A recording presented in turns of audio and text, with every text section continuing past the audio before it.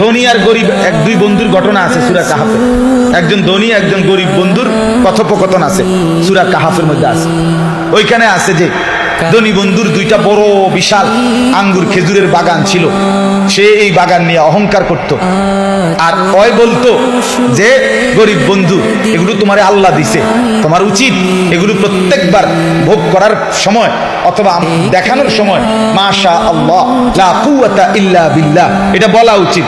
সে বলছে না, এটি বলা উচিত না, এগুলো সব আমারটি আমার, এগুলো সব আমার, লোকও বেশি, আনা আকতারু মিনকা মালান ওয়া আ'আজ্জু নাফারা, আমার লোক জনবলও বেশি, আমার সম্পদও বেশি। বেটা তুই আল্লাহরে ডাইকা কি হইছে, যে হুয়াদের আছে এই হুয়াদের উপরে বেটা দেই রে বেটা, মাতবরি করো বেটা, ভাত খাইতে ভাত পাও না, বুঝেন না? তো এই কথোপকথন চলতেছিল, আল্লাহকে সে স্বীকারই করতো না।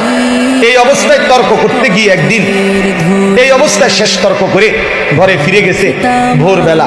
এই কোরআনুল কারীমের মধ্যে আছে আসবাহা, এখানে আছে ভোরবেলা এসে দেখে, ফজরের ওয়াক্তে ভোরবেলা এসে দেখে তার এই বিশাল বড় বাগান এইভাবে আল্লাহ তাআলা ধ্বংস করে দিছে যেন এখানে যে কোনো গাছপালা বাগান ছিল তার চিহ্ন নেই।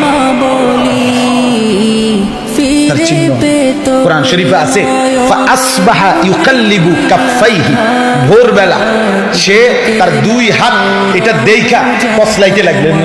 ইউকাল্লিবু কাফাইহি অর্থ হলো হাত এমনি উল্টা পাল্টা করা আর কি। আহা আহা কিটা করলাম, আহা আহা কি করলাম, হায় হায় হায় হায়, এই কথা বলতে লাগলো আর বলতে লাগলো ইয়া লাইতানি লাম উশরিক বিরাব্বি আহাদা, হায় আফসোস যদি আমি আমার আল্লাহর সাথে শরীক না করতাম।